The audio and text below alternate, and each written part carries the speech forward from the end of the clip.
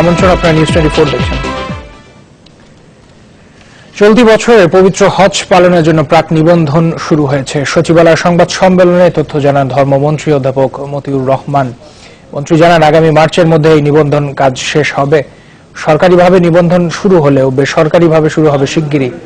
গত বছরে অনেক হজযাত্রী নিবন্ধন করেও কোটার কারণে যারা যেতে পারেননি, এবার তারা অগ্রাধিকার পাবেন। এবছর পবিত্র হজ হতে পারে 1 সেপ্টেম্বর। হজযাত্রীরা জেলা প্রশাসকের কার্যালয়, ইসলামী ফাউন্ডেশন এবং হজ কার্যালয়ে নিবন্ধন করতে পারবেন বলেও জানান ধর্মমন্ত্রী।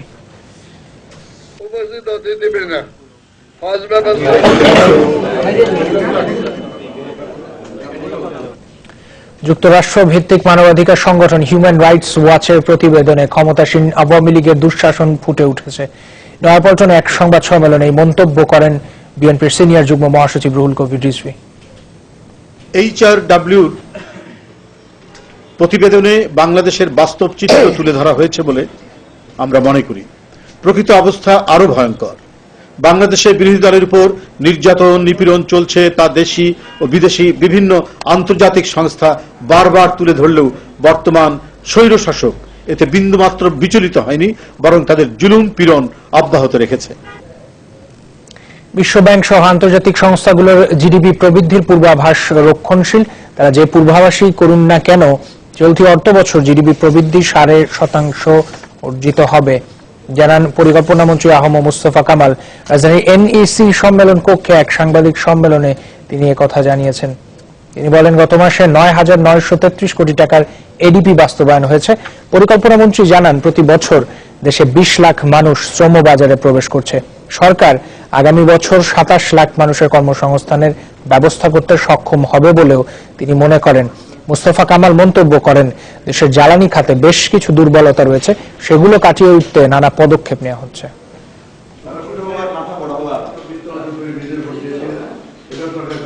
শুধু বাংলাদেশে নয়, সারা বিশ্বে 6 মাসে যখন আমরা যদি আমাদের সামষ্টিক অর্থনীতির গতি দ্বারা আমরা দেখি, তাহলে আমরা নিঃসন্দেহে বলতে পারি এবছর আমরা 7.5% কাছাকাছি আমাদের প্রবৃদ্ধি আমরা অর্জন করতে পারবো। আমাদের যে স্বপ্ন, আমাদের 7-5 প্ল্যানের 2020 সালে যেটা শেষ হবে, সেখানে আমরা 8% রেখেছি আমাদের জিডিপিতে প্রবৃদ্ধি। সিলেট জকিগঞ্জের রসুলপুর গ্রামে এক কলেজ ছাত্রীকে ধারালো অস্ত্র দিয়ে কুপিয়ে আহত করেছে স্থানীয় এক বখাটে। রোববার সকালে এই ঘটনাটি ঘটে। আহতদের স্বজনরা জানায়, ইসামতি ডিগ্রি কলেজের একাদশ শ্রেণীর ছাত্রী ঝুমা বেগমকে গত 2 বছর ধরে নানাভাবে উত্ত্যক্ত করে আসছিল একই গ্রামের বাহার উদ্দিন। এক পর্যায়ে বিয়ের প্রস্তাব দিলে তা প্রত্যাখ্যান করে ঝুমা। এতে ক্ষিপ্ত হয়ে ঝুমাকে ধারালো অস্ত্র দিয়ে কুপিয়ে আহত করে বাহার উদ্দিন। এ সময় তার মা ও আশেপাশের লোকজন এগিয়ে এলে তাদেরকেও আহত করে বাহার। পরে আহত অবস্থায় ঝুমাকে সিলেট মেডিকেলে ভর্তি করা হয়। চিকিৎসক জানিয়েছেন সে এখন আশঙ্কামুক্ত।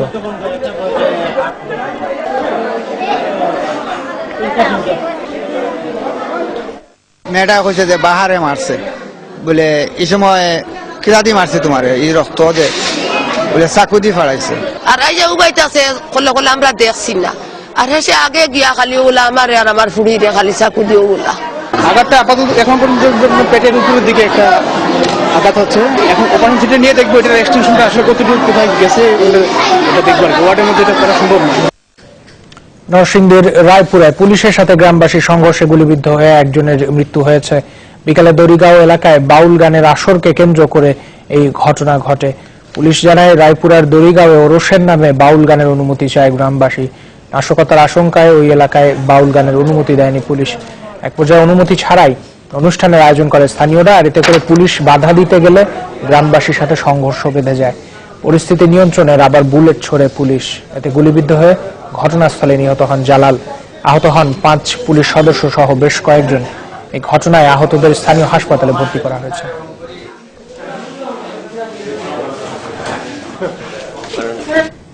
কুষ্টিয়ার ভেড়ামারা পৌর মেয়র শামীমুল ইসলাম ছানার গুলি ছোড়ার দৃশ্য গণমাধ্যমে প্রচারের পর রোববার দুপুরে অভিযুক্তকে 7 দিনের মধ্যে কারণ দর্শানোর নোটিশ দিয়েছে জেলা প্রশাসন। আর একজন জনপ্রতিনিধির এমন আচরণে বিস্মিত নাগরিক সমাজের প্রতিনিধিরা। এই আচরণকে ফৌজদারি অপরাধের শামিল বলছেন আইনজীবীরা।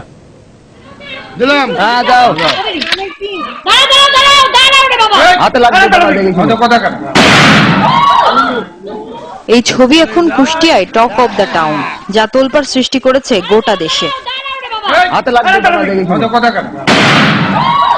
ভেড়ামারা পৌর মেয়রের ভাতিজির বিয়েতে লাইসেন্স করা শটগান দিয়ে এমন গুলি ছোড়া দৃশ্য গণমাধ্যমে প্রচারের পর সমালোচনা চলছে সব মহলে। একজন জনপ্রতিনিধির এমন আচরণ ভালো চোখে দেখছেন না নাগরিক সমাজের প্রতিনিধিরা। ভেড়ামারার যে পৌর মেয়র যে ঘটনাটা ঘটাইছে একজন জনপ্রতিনিধি হিসাবে আমরা এটা আশা করি না। অত্যন্ত দুঃখজনক বিষয় যখন একজন জনপ্রতিনিধি এ ধরনের আচরণগুলো করেন তখন সেটা আমাদেরকে খুব ব্যথিত করে। উৎফুল্ল হয়ে ফুটায় এটা বাহুদারি নেওয়া এটা ঠিক না। তাছাড়া দায়িত্বশীল ব্যক্তির কাছে সবসময় একটা দায়িত্বশীল কাজই হওয়া উচিত। এতে রীতিমতো হতবাক আইনজীবীরাও, বলছেন মেয়রের এই আচরণ ফৌজদারি অপরাধের শামিল। তার যে কর্মটি হয়েছে সেটি মূলত শুধু অস্ত্র আইন নয়, অস্ত্র আইন, ফৌজদারি কার্যবিধি এবং বাংলাদেশ সংবিধান, এই তিনটি আইনেরই আইন পরিপন্থী একটি কর্মকাণ্ড সম্পাদন হয়েছে। যদি উপযুক্ত সন্ধানে প্রাথমিক সত্যতা পাওয়া যায় তাহলে তার বিরুদ্ধে আইনকে বেআইনি প্রক্রিয়ায় ব্যবহারের অভিযোগ আনয়ন করা দরকার আইন প্রয়োগকারী সংস্থারই। তবে এ ঘটনায় আইন শৃঙ্খলা বাহিনীর বক্তব্য একেবারেই দায়সারা। রাতে যখন ডিউটি দিতে পরে মন্ত্রী মহোদয়কে গাড়িতে যাওয়ার পরে রাতে আমি ফোন দিয়েছিলাম, তো উনি বলছেন যে আমি তো কোনো গুলি করি নাই। মঙ্গলবার রাতে ভেড়ামারা পৌর মেয়র শামীমুল ইসলাম ছানার গুলি ছোড়ার এই দৃশ্য ছড়িয়ে পড়ে জেলা জুড়ে। ভিডিওটি ভাইরাল হয়েছে ফেসবুকে, ছড়িয়ে পড়েছে মোবাইলে।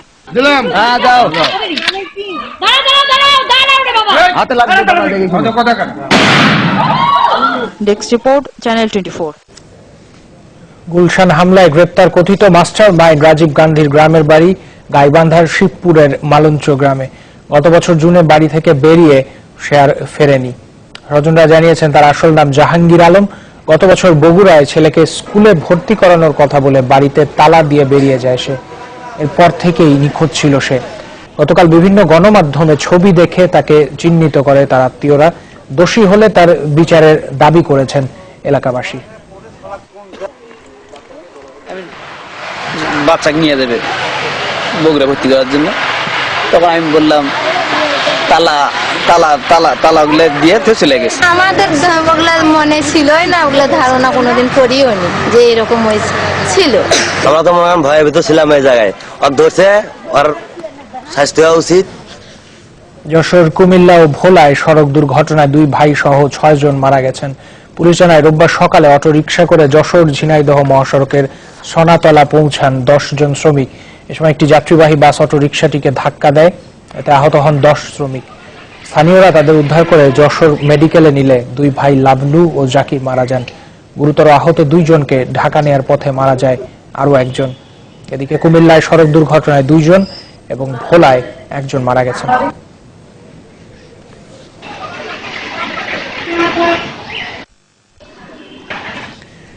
জলবায়ু পরিবর্তন এবং পরিবেশ বিপর্যয়ের কারণে বাংলাদেশে অভ্যন্তরীণ অভিবাসন বাড়ছে। এই তথ্য মিলেছে আন্তর্জাতিক অভিবাসন সংস্থা IOM এর জরিপে। দক্ষিণ এশিয়ায় জলবায়ু পরিবর্তন এবং পরিবেশ বিপর্যয়ের সাথে অভিবাসনের সম্পর্ক বিষয়ে গবেষণা প্রতিবেদনটি প্রকাশ করেছে IOM। জরিপে অংশ নেওয়া বেশিরভাগ উত্তরদাতার মতে ভিটে ছাড়ার অন্যতম কারণ প্রাকৃতিক বিপর্যয়। ঝড়, জলোচ্ছ্বাস, বন্যা, খরা, নদী ভাঙনের মতো প্রাকৃতিক বিপর্যয় বাংলাদেশের নিত্যসঙ্গী। জলবায়ু পরিবর্তনের কারণে সর্বগ্রাসী এসব বিপর্যয়ের মাত্রা ও সংখ্যা দিন দিন বাড়ছে। এই বিবেচনায় বিশ্বের অন্যতম ঝুঁকিপূর্ণ দেশ বাংলাদেশ।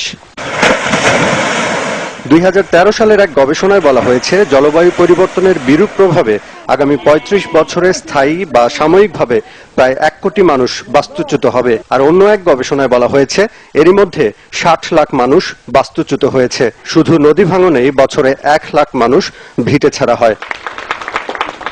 জলবায়ু পরিবর্তনের সাথে অভিবাসনের সম্পর্ক যাচাইয়ে সম্প্রতি নেপাল, মালদ্বীপ ও বাংলাদেশে গবেষণা চালিয়েছে আন্তর্জাতিক অভিবাসন সংস্থা IOM।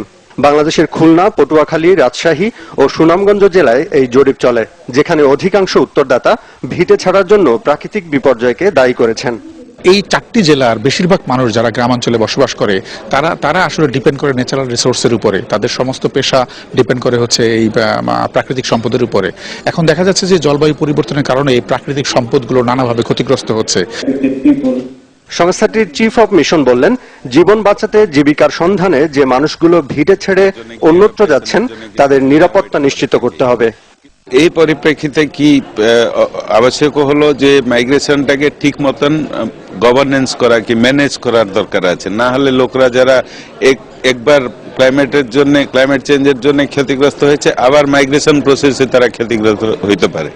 বিশেষজ্ঞরা বলছেন, মানুষ প্রকৃতির পরিবর্তনের সাথে মানিয়ে নেওয়ার সর্বোচ্চ চেষ্টা করে, কিন্তু জলবায়ু পরিবর্তনের কারণে সেই চেষ্টা ব্যর্থ হচ্ছে। যতই দিন যাবে এই মাইগ্রেশন বাড়তে থাকবে, কারণ এই ক্ষতিগ্রস্ত থেকে আমরা চট করে বেরিয়ে আসতে পারবো না। যখন খাপ খাইয়ে নিতে আমরা পারছি না যতটুকু দরকার সব, যেমন একটা বড় সাইক্লোন আসলো আইলা সিডার, লোকজন কি খাপ খাওয়াবে? তারা যে যেখানে শেল্টার নিল জীবন বাঁচালো, কিন্তু তারপরে তো তার ধান নষ্ট হয়ে গেছে, তার গাছ নষ্ট হয়ে গেছে, তাকে খাপ খাইয়ে নিতে হবে। গত কয়েক দশকে বাংলাদেশ, মালদ্বীপ ও নেপালে তাপমাত্রা ও বৃষ্টিপাতের গড়মিল দেখা গেছে, বেড়েছে প্রাকৃতিক দুর্যোগও। G M Mustafizul Alam, channel 24, Dhaka. চট্টগ্রামে 90% বাণিজ্যিক এবং বহুতল ভবনে নেই ফায়ার সার্ভিসের ছাড়পত্র। এতে এসব ভবন অগ্নিকাণ্ডের ঝুঁকিতে রয়েছে বলে জানিয়েছে ফায়ার সার্ভিস। আর অগ্নি নির্বাপন ব্যবস্থা নিশ্চিত করতে সংস্থাগুলোর মধ্যে সমন্বয়হীনতা রয়েছে বলে স্বীকার করেছেন সিডিএ কর্মকর্তারা। বড় কয়েকটি অগ্নি দুর্ঘটনার পর বন্দরনগরীর বাণিজ্যিক ও বহুতল ভবনগুলোর সক্ষমতা যাচাইয়ে সমীক্ষা চালিয়েছে ফায়ার সার্ভিস কর্তৃপক্ষ। তাতে উঠে এসেছে হতাশার চিত্র। সংস্থাটি এখন পর্যন্ত যে 51টি মার্কেটে সমীক্ষা চালিয়েছে তার কোনোটিরই নেই ফায়ার সার্ভিসের ছাড়পত্র। সবগুলোই রয়েছে চরম ঝুঁকিতে। নেই পরিস্থিতি মোকাবেলার মতো প্রস্তুতিও। 51টা মার্কেটের ভিতর আমরা কোনো এনওসি পাইনি, যার পরিপ্রেক্ষিতে তাদের কোনো সেফটি সিকিউরিটি গুলো ঝুঁকিতে রয়েছে, কোনো ট্রেন আপ নাই এখানে। তাদের কোনো শুধু অনলি ফর তারা আমরা যতটুকু পেয়েছি লাইসেন্সটা নিয়েছে।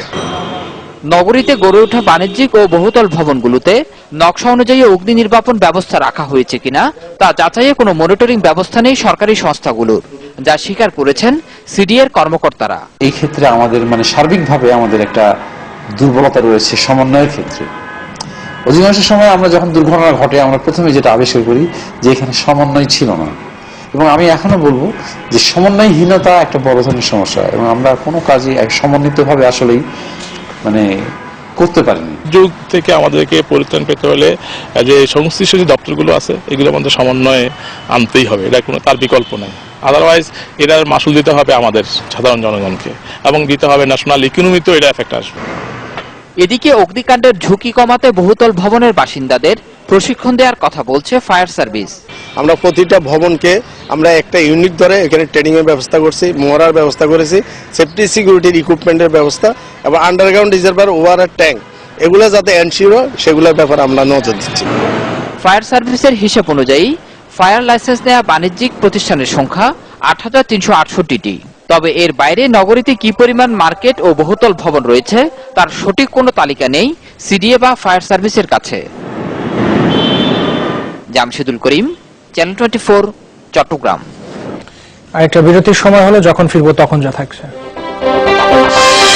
মুম্বাইয়ে চকলেটের লোভ দেখিয়ে 4 বছরের শিশুকে ডেকে নিয়ে ধর্ষণের পর হত্যা, 3 জন আটক।